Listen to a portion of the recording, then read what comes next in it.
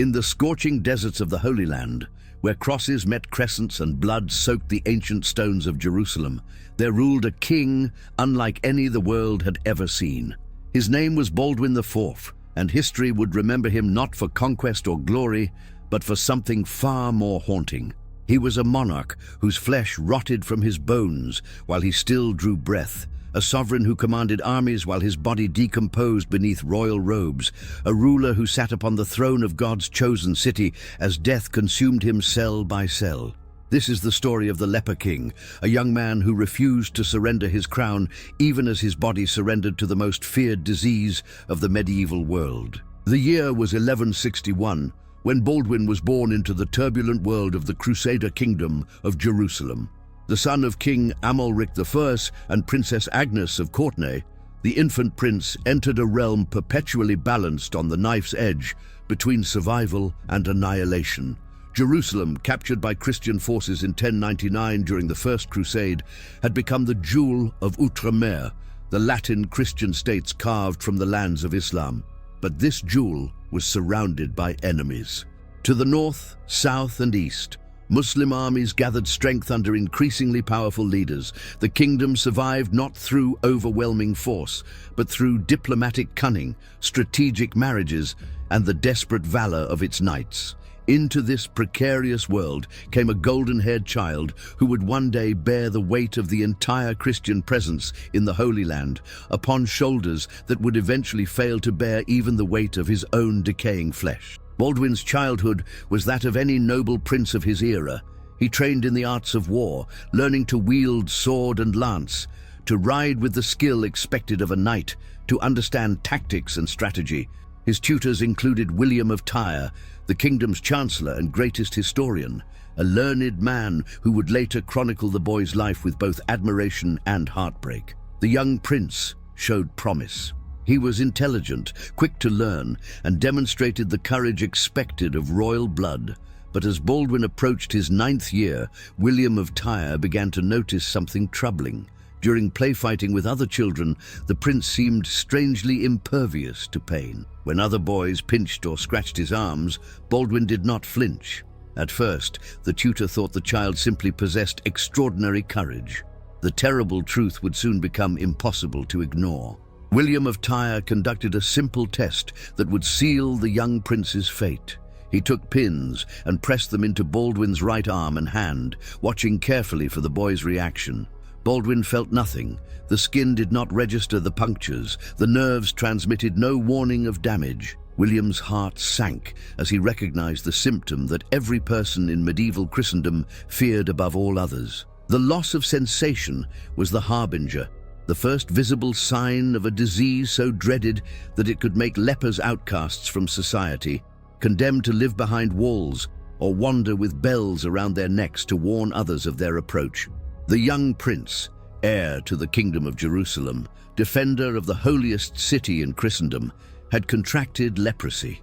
William later wrote of this moment with barely concealed anguish, knowing that the bright, promising child before him was sentenced to a fate that many considered worse than death itself. Leprosy, known in medical terms as Hansen's disease, is caused by the bacterium Mycobacterium leprae, though this would not be discovered until the 19th century.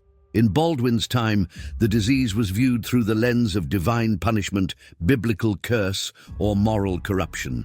The affliction attacks the peripheral nervous system, destroying nerve endings and leaving victims unable to feel pain in their extremities. Without pain to warn of injury, lepers would unknowingly damage their hands and feet, leading to infections, tissue death, and gradual loss of digits and limbs. The bacteria also attacks the skin, causing lesions, nodules, and the characteristic facial disfigurement that made lepers instantly recognizable and universally shunned. In severe cases, the infection could affect the eyes, leading to blindness. The disease progressed slowly but relentlessly, sometimes taking years or even decades to run its course. But the end was always the same. For a prince, for a future king, such a diagnosis should have meant immediate exclusion from the throne. But Baldwin IV would defy every expectation. When Baldwin's father, King Amalric, died in 1174, the 13-year-old leper prince ascended to the throne of Jerusalem. The coronation itself must have been a scene of profound contradiction. Here was a boy king, his face still smooth and unmarred by disease, crowned with all the sacred ceremony befitting God's anointed sovereign in the holy city. The crown of gold was placed upon his head, the scepter pressed into hands that could barely feel its weight. The Archbishop of Tyre blessed him, and the assembled nobles and clergy pledged their allegiance. But everyone present knew the secret that could not be spoken aloud during such a sacred moment. The new king was already dying. His body had already begun the slow process of destruction that would eventually reduce him to something barely recognizable as human. Yet there he stood, or rather there he sat upon the throne of Jerusalem, and for all the whispers and fears, he was their king. The law was clear. Baldwin IV was the legitimate heir, and until he died or could no longer rule, the throne was his. The young king faced immediate and overwhelming challenges. The greatest threat came from the south, where Saladin, the brilliant Kurdish general who had united Egypt and Syria under his command, was methodically tightening his grip around the Crusader states. Saladin was not merely a conqueror, but a strategist of rare genius, patient and calculating. He understood that the Crusader kingdoms survived through internal divisions among Muslim forces, and he had spent years eliminating those divisions. Now, with unprecedented power at his command, he turned his full attention to Jerusalem. For Baldwin, the situation was dire. The kingdom's military force was relatively small, perhaps 1,500 knights and a few thousand infantry. Against Saladin's vast armies, drawn from Egypt, Syria, and Mesopotamia, the Crusaders were perpetually outnumbered. The kingdom's survival depended on making Saladin's conquest too costly to be worth the effort, on exploiting any mistakes, on holding out until reinforcements could arrive from Europe. And now this impossible task fell to a 13-year-old boy whose body was already betraying him. In his first years as king, Baldwin demonstrated a maturity and strategic mind that shocked even his advisors. He understood that he could not lead from behind castle walls. Despite his disease, despite the stigma that should have rendered him untouchable, he rode at the head of his armies. The young king wrapped his disintegrating hands in cloth and leather, covered his developing lesions with robes and chainmail, and took up sword and lance like any knight. His presence on the battlefield served a purpose beyond mere symbolism. Medieval warfare relied heavily on morale and the personal charisma of leaders. Knights needed to see their king facing the same dangers they faced, needed to believe that their sovereign would not ask them to die for causes he himself would not fight for. Baldwin gave them that belief. Even as feeling left his arms, even as the first visible disfigurements began to appear on his face, he rode into battle. His soldiers, who should have been horrified by a leper in their midst, instead saw only courage. They saw a king who refused to surrender, and that refusal became infectious. But behind the armor and beneath the royal dignity, Baldwin's body was waging a war it could not win. The leprosy was progressing. By age 15, the king had lost most feeling in his hands and feet. His face began to swell and distort as nodules formed beneath the skin. The characteristic leonine facies of lepromatous leprosy was beginning to emerge, thickening his features and making his expression increasingly mask-like. His eyes, once bright with youth and intelligence, began to cloud as the disease attacked the delicate tissues. He could no longer fully close his eyelids, leaving his eyes perpetually dry and vulnerable to damage. His hands, which had once wielded sword and pen with equal facility, were becoming claws. The fingers were contracting, curling inward as tendons shortened and joints fused.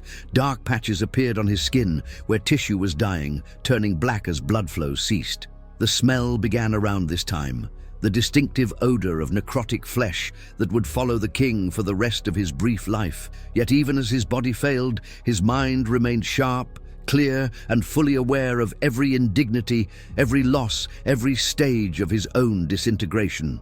The Battle of Montgisard, fought on November 25th, 1177, would become Baldwin's defining moment, and the clearest demonstration that the leper king was no mere figurehead. Saladin had invaded the kingdom with a massive army, perhaps 26,000 strong. The The Muslim force was moving toward Jerusalem itself, devastating everything in its path. Baldwin, just 16 years old and already severely affected by leprosy, could muster only 500 knights and a few thousand infantry. Every military calculation suggested retreat, suggested waiting behind city walls for Saladin to tire of siege warfare.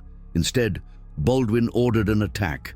The decision seemed suicidal, the desperate gamble of a dying boy who had nothing to lose. But Baldwin had recognized something his more experienced advisors had missed. Saladin's army, confident of victory, had spread out to raid and pillage, becoming dangerously dispersed.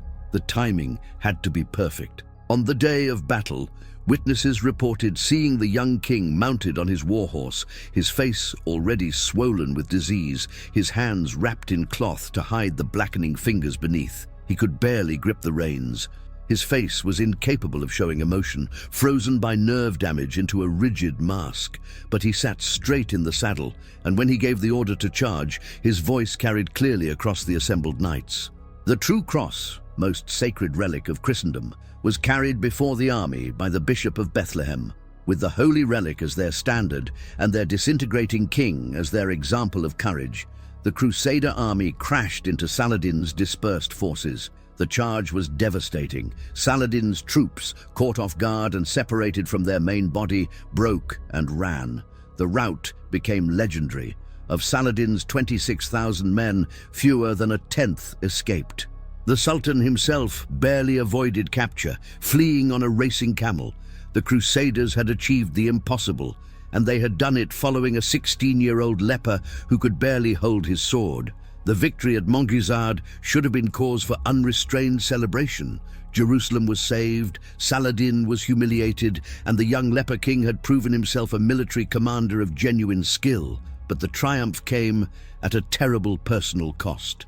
The exertion of battle, the stress and strain of commanding in combat, accelerated Baldwin's decline. Within weeks, those close to the king noticed the progression.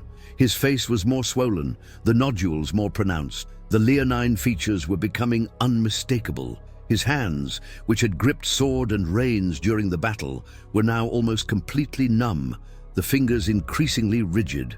Dark patches of dead tissue spread across his skin.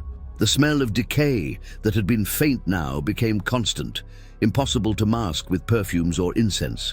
Court physicians, helpless before a disease they did not understand and could not treat, could only watch and document his deterioration. Some suggested isolation, the traditional response to leprosy. Others whispered that perhaps the king should abdicate, should retire to a monastery where he could spend his remaining time in prayer and penance. Baldwin refused all such suggestions. He was king of Jerusalem, and until his last breath he would rule. The politics of the Crusader court grew increasingly treacherous as Baldwin's condition worsened. The kingdom needed stable succession, but Baldwin had no children, and given his disease and deteriorating condition, would never have any. The question of who would succeed him became the dominant issue at court. Various factions formed around potential heirs and regents. His sister Sibylla was married to Guy de Lusignan, a nobleman from France who many considered unsuited to the throne.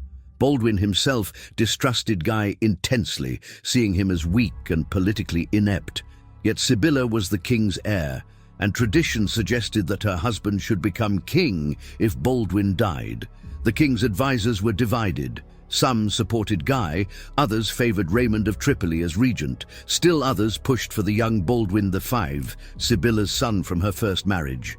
These political machinations swirled around the dying king like vultures circling carrion, each faction jockeying for position in anticipation of Baldwin's death, which everyone assumed would come soon. But the leper king was not yet ready to die. As Baldwin entered his 20s, his physical state had become genuinely horrific. Contemporary accounts, while often tactful in their descriptions, cannot hide the reality of what the king had become. His hands were completely useless, the fingers blackened stumps curled into permanent claws. He could no longer hold a pen, could barely hold anything at all. Scribes had to write his dictation, and his seal was applied by others to documents he could not even touch. His face was grotesquely swollen, the features distorted by the characteristic nodules of lepromatous leprosy. The nose was particularly affected, the cartilage eroded away, leaving a collapsed ruin that made breathing difficult. His eyes, unable to close properly, were constantly inflamed and weeping. He was going blind, the world gradually fading into darkness. His skin was a patchwork of lesions, ulcers, and dead tissue. Where the circulation had failed completely, the flesh had turned black and begun to rot while he still lived. The smell was overwhelming, despite every effort to mask it with perfumes and aromatic oils. It was the smell of death, and it preceded the king wherever he went. Walking had become impossible. The disease had destroyed the nerves in his feet, and repeated unnoticed injuries had left them mangled and infected. By 1183, Baldwin could no longer stand without assistance, and even with help, the pain from damaged joints was excruciating. Ironically, while the disease had destroyed his ability to feel pain in his extremities, other parts of his body retained sensation, allowing him to experience the agony of infected wounds and deteriorating joints in his legs and spine. The king, who had charged into battle at Montgisard, now had to be carried everywhere on a litter. Even sitting upright for extended periods became difficult as his spine deteriorated. The royal throne was modified, propped with cushions and supports, to help the king maintain some semblance of dignity during audiences and court functions. But everyone who saw him knew the truth. The leper king was rotting alive, decomposing while still breathing, his body a corpse that refused to die, while the mind within remained stubbornly, tragically alive. Yet even in this state, Baldwin continued to rule. He could not write, so he dictated. He could not walk, so he was carried. He could not see clearly, so others described what he needed to know.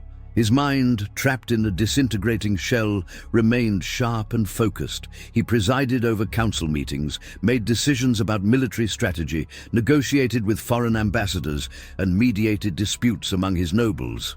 Contemporary sources speak with awe about his patience and wisdom during this period. Many expected him to become bitter or mad, to lash out in rage at the cruel fate that had befallen him.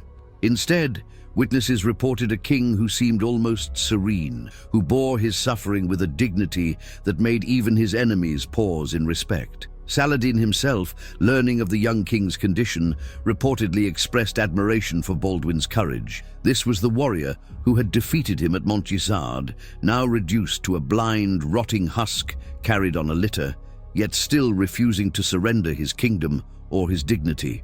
The breaking point came in 1183, when Baldwin, recognizing that he could no longer effectively lead armies in person, appointed Guy de Lusignan as regent and commander of the kingdom's forces. It was a position Baldwin granted reluctantly, driven by political necessity rather than confidence in Guy's abilities. That confidence proved to be well-founded in its absence. Later that year, Saladin invaded with a large force, besieging the fortress of Kerak during a royal wedding being held there. Guy assembled the kingdom's army, a substantial force that should have been able to confront Saladin's troops effectively. Instead, Guy hesitated. Day after day, he delayed, unwilling to engage the enemy, citing various strategic concerns that his fellow commanders saw as nothing more than cowardice. The wedding guests remained trapped in Kerak, while Guy's army sat paralyzed by indecision. News of this military farce reached Jerusalem, and King Baldwin's reaction was immediate and dramatic. Despite his blindness, despite his inability to walk, despite the fact that his body was visibly decomposing, the leper king ordered himself carried at the head of a relief force to save Kerak himself. The sight of the king's litter arriving at the army's position must have been both inspiring and horrifying. Here came the king of Jerusalem, a man who should have been dead, who was, for all practical purposes, a living corpse, being carried into a war zone because his appointed regent lacked the courage to do what was necessary. Baldwin, unable to see the assembled troops, had their commanders brought to his litter so he could deliver his orders directly. His voice, though weakened by disease, was still clear enough to be heard. He stripped Guy de Lusignan of the regency on the spot, a devastating public humiliation. Then, from his litter, Baldwin commanded the army to march. The effect on the troops was electric. Shame at having needed their dying king to shame them into action, mixed with renewed determination. Saladin, learning that Baldwin himself was coming despite his condition, reportedly lifted the siege and withdrew. Whether this was due to strategic considerations or a kind of respect for his adversary's courage remains unclear. What is certain is that the leper king, blind and rotting, had saved Kerak where his healthy regent had failed. The Kerak incident proved to be one of Baldwin's last acts of dramatic intervention. The king returned to Jerusalem exhausted, and those closest to him knew the end was approaching. The journey had cost him dearly. His already minimal reserves of strength were depleted. The wounds and sores covering his body had worsened, many becoming infected from the rigors of travel. His breathing was increasingly labored as his nasal passages collapsed further. He could keep down only small amounts of food, and even water was sometimes difficult to swallow. Yet still his mind remained active. Still he insisted on being informed of all developments in the kingdom. Still he made decisions and gave orders. He had his nephew, the young Baldwin V, crowned as co-king, attempting to secure the succession and prevent the chaos he knew would follow his death. He continued to dictate letters and proclamations, though the effort of speaking for extended periods left him gasping. The royal court had become a macabre scene, nobles and clergy gathering around a king who was more corpse than man, taking orders from someone who should have been buried months or even years earlier. Baldwin's final days are not well documented, perhaps out of mercy to the dying king's dignity. What is known comes from fragments and hints in contemporary chronicles. He was moved to his chambers in the royal palace, no longer able even to be carried to the throne room. The windows were kept closed because sunlight hurt his damaged eyes. The room was heavy with the smell of incense and perfumes, desperate attempts to mask the stench of rotting flesh. Physicians came and went, able to do nothing but administer what comfort they could with herbal preparations and prayers. Priests attended him constantly, offering spiritual consolation as his body failed. He could no longer speak clearly, his words coming in gasps and whispers that had to be interpreted by those closest to him. His hands, those blackened claws that had once wielded a sword at Montgisard, lay motionless on the bed coverings. His face, swollen and distorted beyond recognition, showed no expression, but his mind remained present until nearly the end, aware of what was happening, conscious of his own gradual dissolution.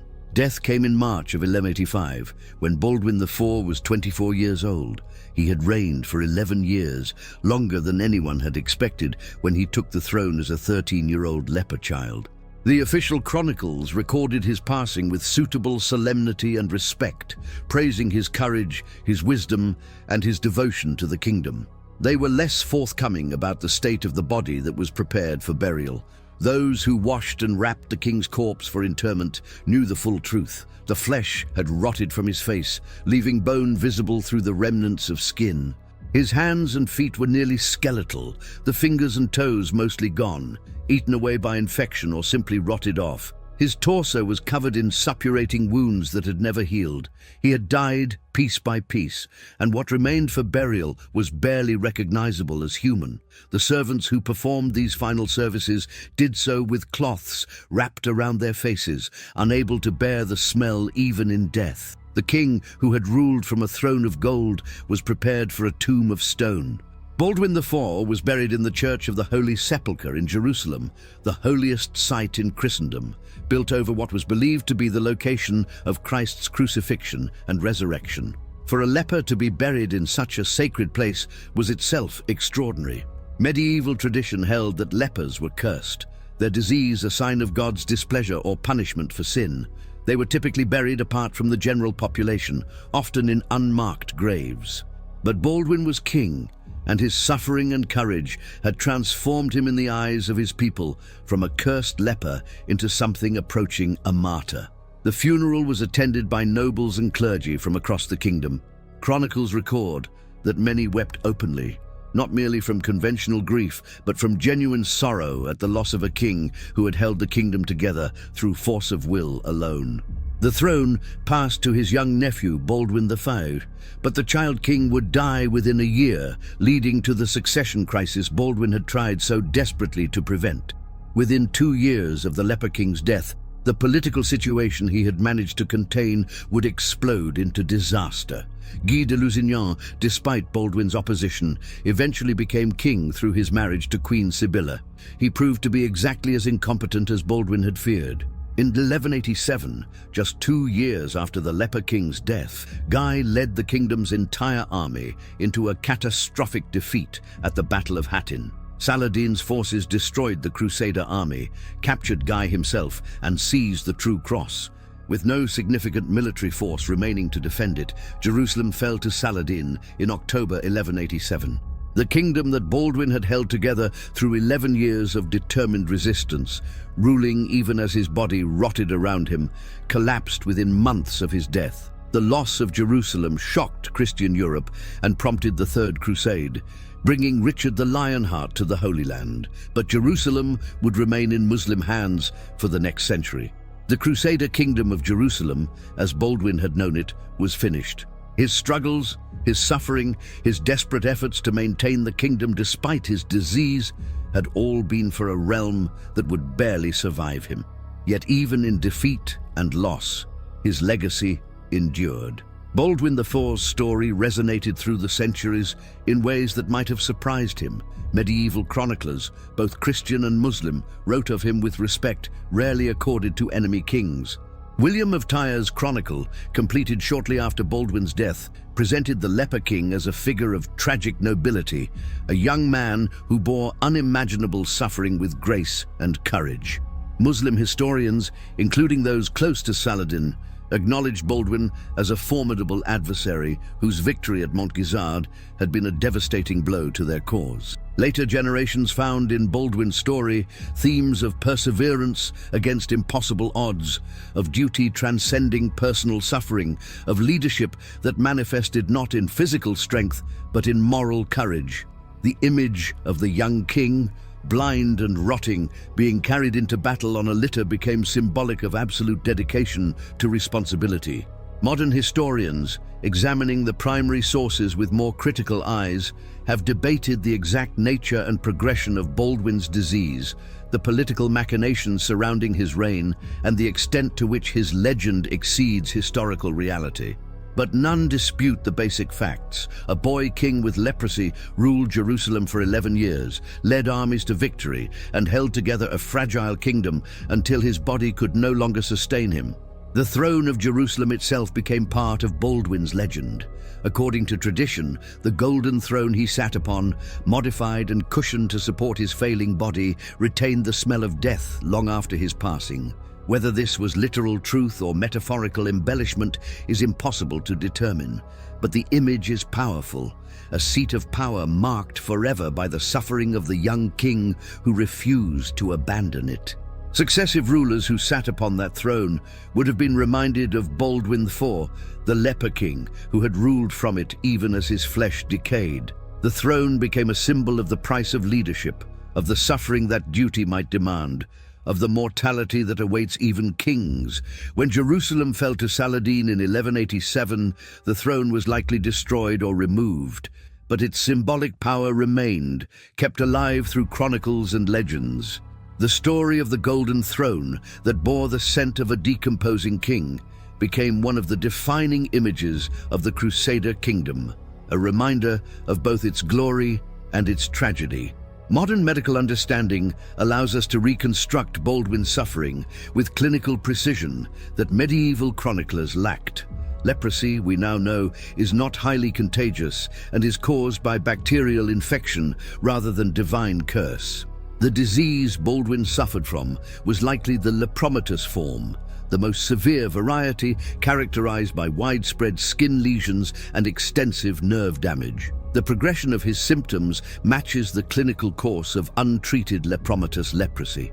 The initial loss of sensation in his extremities, the development of facial nodules and leonine facies, the gradual loss of fingers and toes through repeated unnoticed injury, the collapse of the nasal cartilage, the development of corneal ulcers leading to blindness, all of these follow the expected pattern. The psychological burden of such a disease is difficult to imagine. Baldwin would have been conscious through all of it, fully aware as his body betrayed him piece by piece. He would have known what was coming at each stage, would have felt himself losing control of basic functions, would have experienced the horror of being trapped in a body that was actively destroying itself. That he maintained not only his sanity, but his competence as a ruler under these conditions suggests extraordinary mental resilience. The social and psychological aspects of Baldwin's experience extend beyond the physical suffering. Leprosy in medieval Europe and the Middle East carried not just medical, but profound social and religious significance. Lepers were considered unclean, their touch potentially contaminating, their presence in normal society prohibited. The fact that Baldwin was king protected him from the worst of this stigma, but it could not have prevented him from being aware of it. He knew how lepers were treated, knew that under ordinary circumstances his disease would have made him an outcast. He would have seen the discomfort in people's eyes, noticed the subtle withdrawal, even from those who professed loyalty, felt the isolation that came from being both king and leper. His subjects respected him, even revered him for his courage, but they could not have helped their visceral reactions to his appearance and smell. The king was surrounded by people, yet utterly alone in his suffering. No one else could truly understand what he endured. No one else experienced the daily indignity of a body that refused to obey, of flesh that rotted while consciousness remained. Baldwin's courage was not just in facing external enemies, but in facing each day trapped in a body that was his own tomb. The religious dimension of Baldwin's story adds another layer of complexity. Medieval Christianity saw suffering as potentially redemptive, a way to share in Christ's passion and earn spiritual merit. Did Baldwin view his disease in these terms? Some chronicles suggest he accepted his affliction as God's will, bearing it with Christian resignation. Others hint at a more complicated relationship with his fate. He continued to rule aggressively, to seek military victory, to pursue political objectives with determination. This suggests a man who, whatever his private spiritual struggles, was not content to be merely a suffering martyr. He wanted to accomplish something with the time he had left. His faith likely gave him comfort and strength, but it did not make him passive. The leper king was devout, but not defeated. He prayed, but also acted. He accepted God's will regarding his disease, but not regarding his kingdom. This combination of acceptance and determination, of faith and action, made him a figure who transcended simple categorization.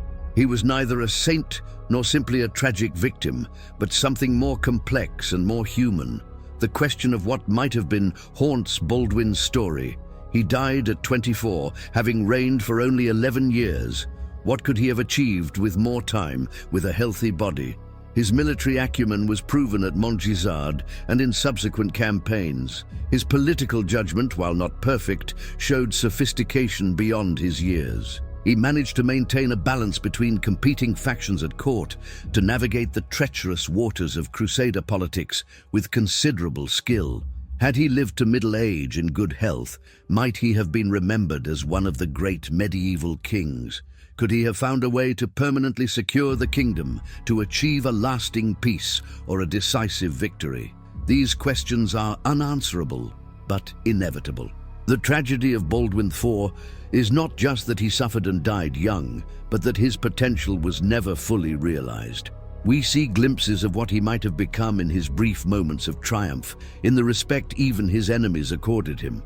But the full picture remains forever incomplete, cut short by a disease that killed him slowly while the world watched. The legacy of Baldwin IV extends into unexpected realms. His story has inspired numerous works of historical fiction, appearing in novels and films about the Crusades. The 2005 film Kingdom of Heaven featured Baldwin as a character, presenting him as a voice of reason and tolerance in a time of religious conflict. While the historical accuracy of such portrayals is debatable, they reflect the enduring fascination with the leper king. He represents something that resonates across centuries, the triumph of will over circumstance, of duty over suffering, of courage over despair. Modern audiences, far removed from the medieval world of crusades and chivalry, still respond to the basic human story of a young man who refused to surrender to a terrible fate. The specific historical context matters less than the universal themes. Suffering, mortality, duty, courage, these are experiences and virtues that transcend time and culture. Baldwin's story speaks to these fundamental aspects of human existence in ways that pure military or political history cannot. Medical historians have found in Baldwin's case a valuable example of disease's impact on political history. The course of the Crusader kingdom might have been drastically different had Baldwin not contracted leprosy. A healthy king could have produced heirs, ensuring stable succession. He could have led armies personally throughout his reign, rather than just in his early years. He might have consolidated power more effectively, prevented the factionalism that tore the kingdom apart after his death. The succession crisis that followed Baldwin's death was directly related to his disease. Because he could not marry and father children, the throne passed through his sister, leading to Guy de Lusignan's disastrous reign. One bacterium, invisible to medieval eyes, shaped the destiny of a kingdom and perhaps the course of Christian-Muslim relations in the Holy Land. This intersection of biology and history, of microscopic pathogens and macroscopic political events, illustrates how fragile historical causation can be. Great events turn on small factors, and the fate of nations can hinge on the health of individuals.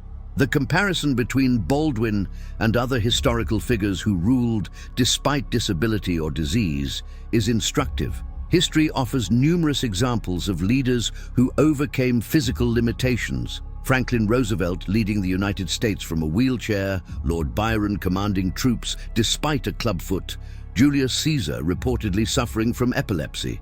But few faced challenges as severe and progressive as Baldwin's. His disease was not a static disability, but a gradually worsening condition that eventually made him entirely dependent on others for basic functions. That he continued to rule effectively until near the end of his life is remarkable. Most leaders faced with such circumstances would have abdicated or been forced from power by nobles uncomfortable with a visibly diseased monarch. Baldwin's ability to maintain his throne despite his condition speaks to both his personal strength and the unique circumstances of his reign. The kingdom needed a legitimate king, and Baldwin was that king. His illness, while horrifying, was less dangerous to the kingdom's stability than a succession crisis or civil war. So he ruled, and his subjects accepted his rule, creating one of history's most unusual arrangements of power. The psychological profile of Baldwin IV, reconstructed from historical sources, reveals a personality of unusual complexity. He was clearly intelligent and perceptive, able to read political situations and make strategic decisions, even when he could no longer read physical documents unaided. He possessed remarkable self-control, maintaining composure and dignity even under extreme physical duress. But he was also human, subject to anger and frustration. His public humiliation of Guy de Lusignan after the Carac incident showed that he could be ruthless when he felt his trust had been betrayed. He was proud, as evidenced by his refusal to abdicate or retire despite his condition. Whether this pride was a vice or a virtue is debatable. It kept him on the throne, which arguably served the kingdom's interests, but it also meant he experienced suffering that he might have avoided had he been willing to surrender power. His religious faith was clearly important to him, yet he was no passive mystic. He was an active, engaged ruler who happened to be dying slowly and horribly, not a saint transcending earthly concerns. The economic and military dimensions of Baldwin's reign have sometimes been overshadowed by focus on his disease, but they are worth examining. The Crusader kingdom's economy was precarious, dependent on pilgrimage traffic, Italian merchant support, and tribute from Muslim territories. Baldwin managed to maintain this economic system despite the constant threat of war. His military strategy was largely defensive, recognizing that the kingdom lacked the resources for sustained offensive operations. He chose his battles carefully, avoiding confrontations that might devastate his limited forces, while striking hard when opportunity presented itself. Montgisard was a calculated risk that paid off spectacularly. But Baldwin did not try to repeat it, understanding that such victories were exceptions rather than foundations for strategy. His approach might be characterized as strategic patience, holding territory, maintaining alliances, and waiting for Saladin to make mistakes. It was not a glorious strategy, but it was a realistic one given the kingdom's limitations. That he could execute this strategy while his body disintegrated is another testament to his mental discipline. The court physicians who attended Baldwin throughout his reign left few records of their treatments, but we can infer their approaches from medieval medical practice. Leprosy was treated, to the extent it was treated at all, with a variety of herbs, minerals, and animal derivatives. Patients might be given preparations containing mercury, arsenic, or other toxic substances that did more harm than good. They might be bled regularly, a common treatment that would have further weakened an already compromised body. Prayers and relics were also employed, with the sick hoping for miraculous cures. Baldwin undoubtedly underwent all of these treatments, none of which would have slowed his disease's progression in the slightest. The frustration of the royal physicians, watching their patient and king deteriorate despite their best efforts, must have been profound. They would have known they were failing, that all their learning and skill were useless against this disease. Yet they had to maintain a facade of professional confidence, had to seem to be doing something. The psychological burden on the medical staff, watching a young king rot alive while unable to help him, was its own form of suffering. The relationship between Baldwin and Saladin, though primarily one of enemies, had elements of mutual respect that transcended religious and political divisions. Saladin was aware of Baldwin's condition and his courage. According to some sources, he privately expressed admiration for the young king's determination. This did not stop him from prosecuting war against the Crusader kingdom, but it may have influenced his tactics. Saladin knew that Baldwin could not live much longer, that time was on the Muslim side. This encouraged a patient, long-term strategy rather than all-out assault. He could afford to wait, to probe for weaknesses, to let the leper king's inevitable death solve what military force might not. After Baldwin's death and the subsequent fall of Jerusalem, Saladin treated the city's Christian inhabitants with notable mercy, allowing safe conduct to those who wished to leave. Was this influenced in part by memory of his worthy adversary? We cannot know, but the question is intriguing. The mutual respect between these two adversaries, Christian and Muslim, represents a moment of chivalric honor in a conflict often marked by atrocity and brutality. The servants and attendants who cared for Baldwin during his final years remain largely anonymous in the historical record, yet their role was crucial. Someone had to feed him when he could no longer hold utensils. Someone had to clean his wounds and change his dressings. Someone had to help him with the most basic and undignified bodily functions. Medieval attitudes toward lepers suggest that such service would have been considered both dangerous and degrading.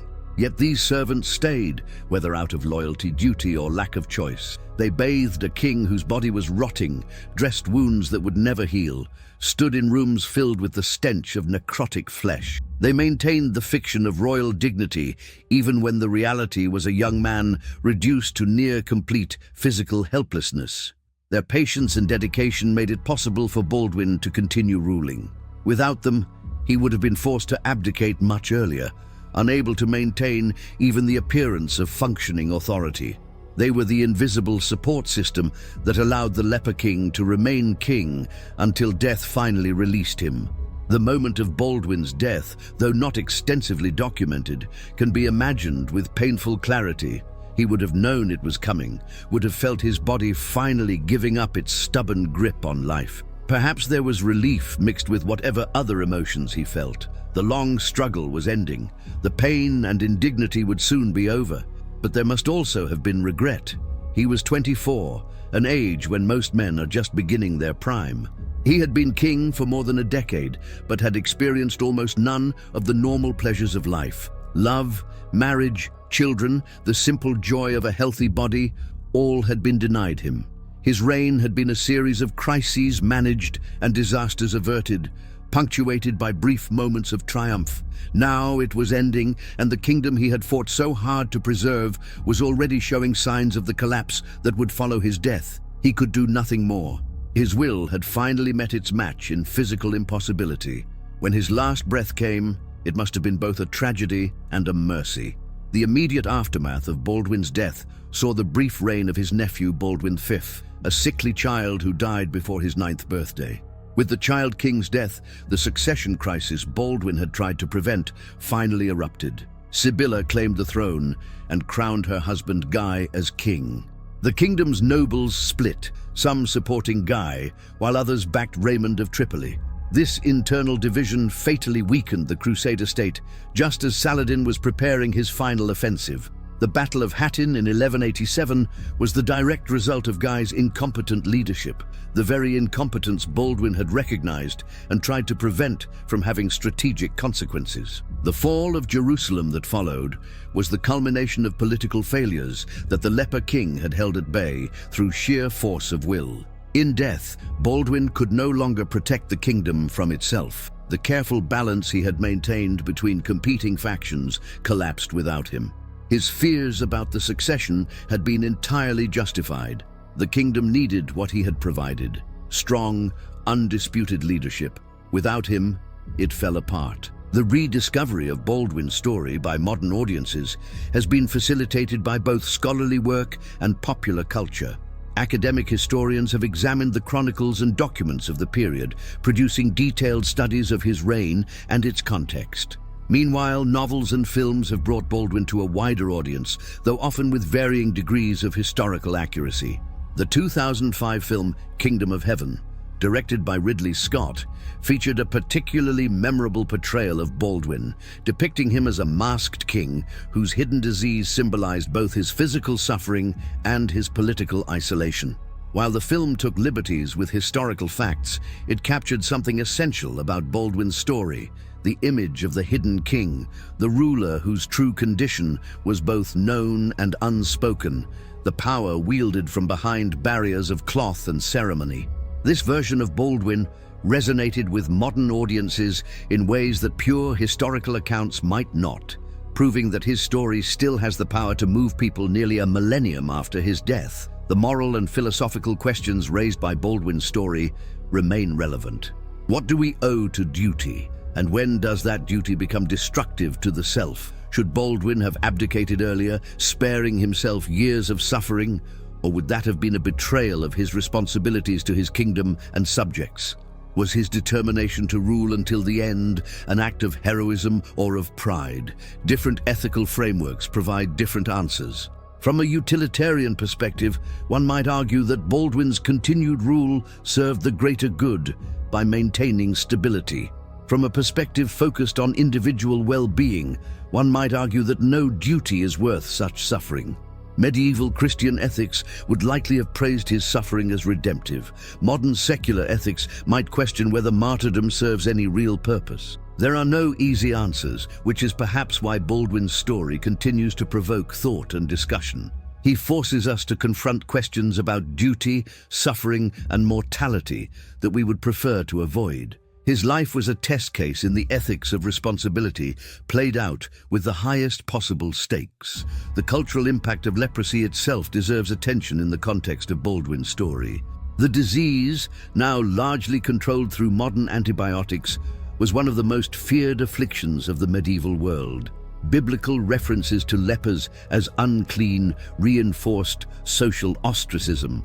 The visible disfigurement caused by the disease made victims instantly recognizable and universally shunned. Lepers were forced to live in segregated communities, often called Lazar houses, after Lazarus, the biblical leper. They were required to announce their presence by ringing bells or calling out warnings. Their touch was considered contaminating, their presence polluting. This social death was in many ways worse than the physical disease itself. Baldwin, by virtue of his royal status, was spared the worst of this social stigma, but he could not have been unaware of it. He knew what his disease meant in the eyes of society. The fact that he could transcend this stigma through force of personality and the legitimacy of his position makes his achievement even more remarkable. He transformed himself from potential outcast into revered king, not by hiding his disease, but by making others see past it to the man and leader beneath. The architectural legacy of Baldwin's reign is modest but significant. Jerusalem's defenses were maintained and improved during his rule. Churches and public buildings were constructed or renovated, but the most poignant architectural connection to Baldwin is the Church of the Holy Sepulchre itself, where he was buried. This building, marking what Christians believe to be the site of Christ's crucifixion and resurrection, had been extensively rebuilt by the Crusaders. Baldwin worshipped there throughout his reign, and it was there that he was finally laid to rest. The church survived the fall of Jerusalem in 1187, protected by Saladin's orders.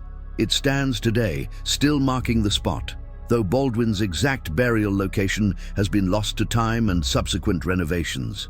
Pilgrims who visit the church today walk over ground where the leper king once knelt in prayer, their feet passing unknowingly over his unmarked grave. The building links past and present, providing physical continuity between the medieval world of crusaders and lepers and our own very different time. The question of Baldwin's inner life, his private thoughts and feelings, is one that historical sources can only hint at. He left no diary or personal correspondence that survived. The chronicles that document his reign focus on public events and actions rather than private psychology. But we can make some reasonable inferences. He must have experienced fear, particularly in the early stages of his disease, when he understood what was coming but had not yet experienced the full horror. He must have felt anger at the unfairness of his fate, being struck by such a disease at such a young age. He likely experienced periods of depression and despair, moments when the burden seemed too heavy to bear. But he must also have found sources of strength. His faith provided comfort. His sense of duty gave meaning to his suffering.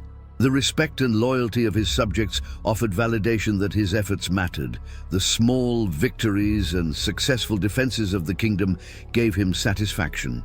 He was not simply enduring but achieving, not merely surviving but ruling. This sense of purpose may have been what allowed him to continue when purely physical considerations should have led him to surrender. The tactical and strategic lessons of Baldwin's military campaigns have been studied by military historians. His victory at Montgisard demonstrated the value of aggressive action at the right moment, even when outnumbered. His general defensive strategy showed understanding of resource limitations and strategic patience. His recognition that different commanders required different approaches, his willingness to remove incompetent subordinates, even when politically costly, his ability to read battlefield situations and make decisions quickly despite his physical limitations. All of these demonstrated military acumen that would have been impressive in any commander, let alone one suffering from advanced leprosy. Modern military academies sometimes examine Baldwin's campaigns as examples of leadership under adverse conditions.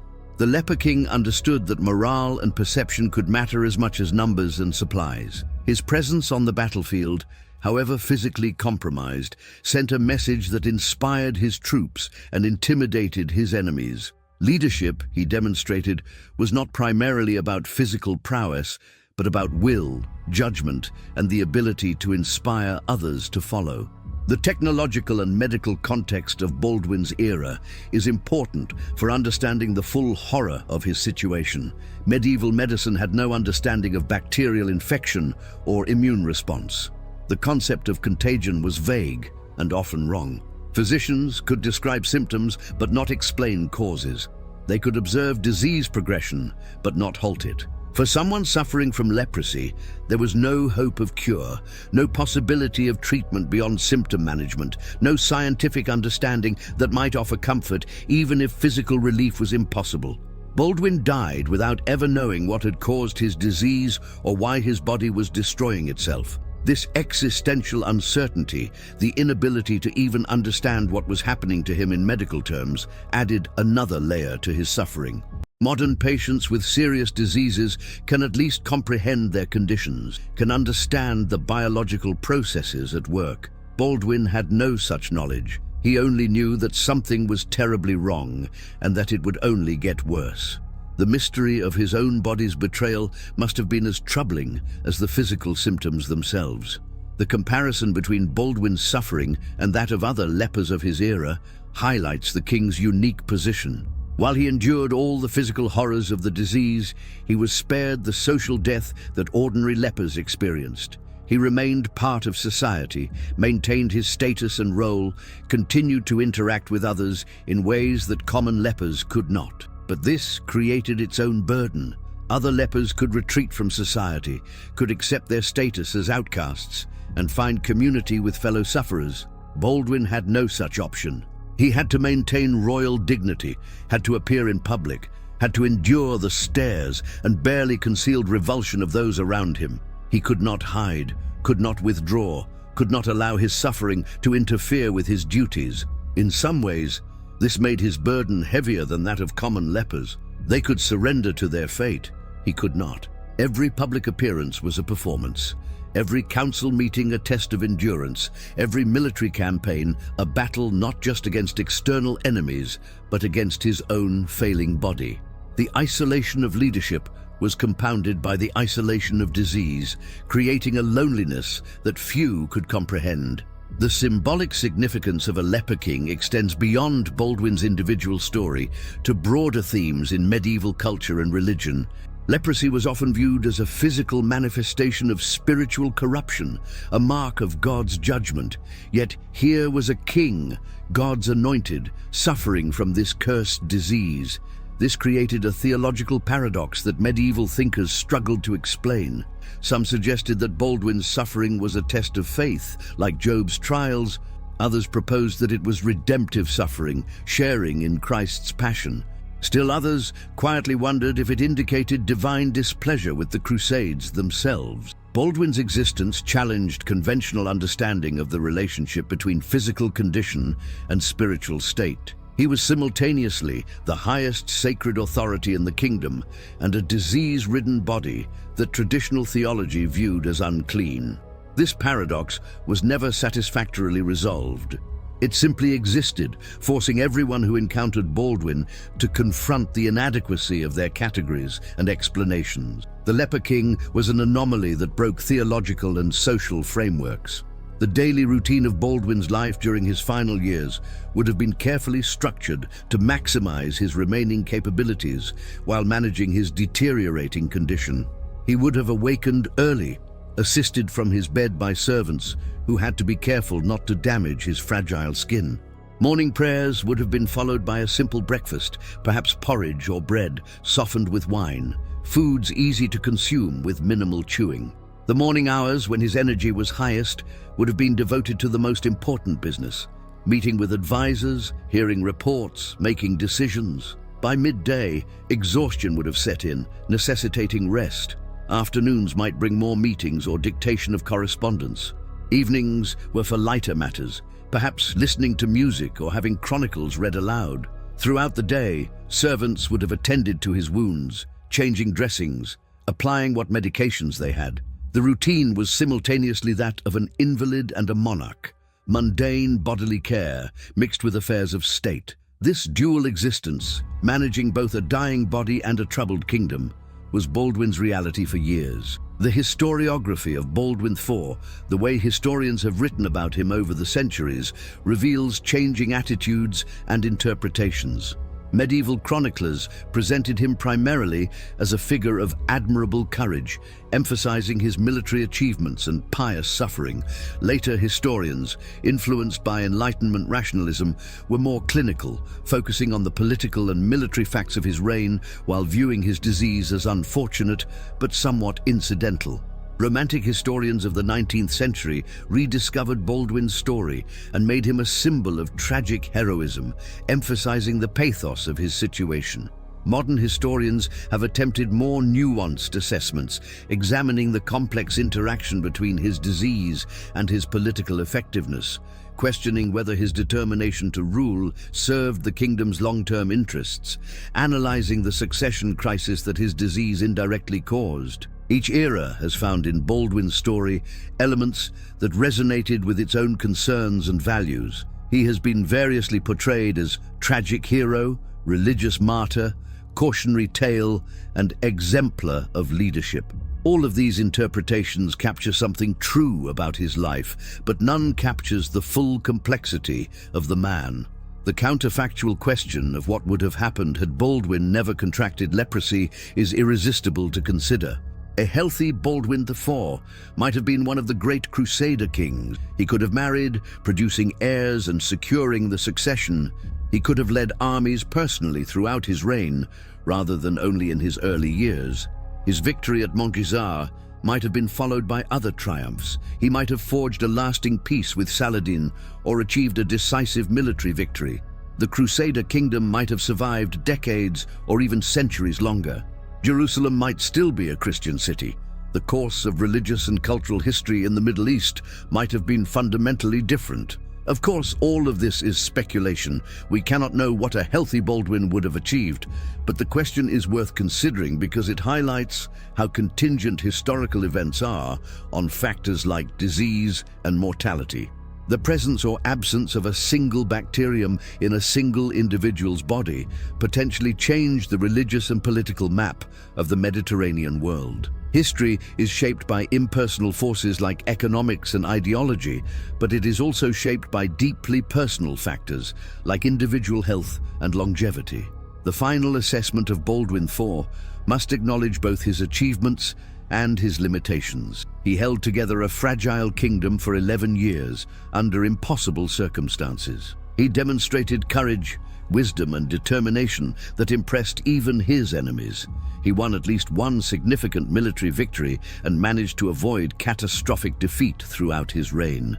He provided stable leadership during a critical period in the Crusades. These are real accomplishments that justify the respect accorded to him by contemporary chroniclers and later historians. But he also failed in important ways. He could not secure the succession, despite knowing this was crucial.